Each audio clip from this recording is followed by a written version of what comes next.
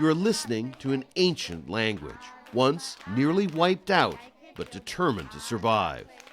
These children are learning Hupa, or as it's properly called, Hutchi, on their Native American reservation in Northern California. Hupa's very existence is hanging by a slender thread, says teacher Salish Jackson. There are 3 elder fluent speakers. There's a handful of people my age or older. We've come to a level where we can teach and understand and have conversations. The Hupa have lived in this beautiful place of forest, mist, and mountain forever. In the late 19th century, the U.S. government took most of their land. In the early 20th century, the government began Americanizing natives across the U.S., forcing their children into boarding schools where their languages and traditions were banned. Hupa children were beaten for using their mother tongue. You would actually get punished both in the school and in the actual community at times for get turned in, so the Indians had to go underground. Amid those deliberate efforts to stamp it out and the onslaught of American culture, the Hupa language dwindled. It's almost like losing a finger or part of your body, so that really then we're sick.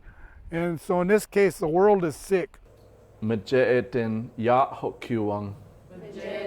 Now, the tribe is making a determined effort to bring it back.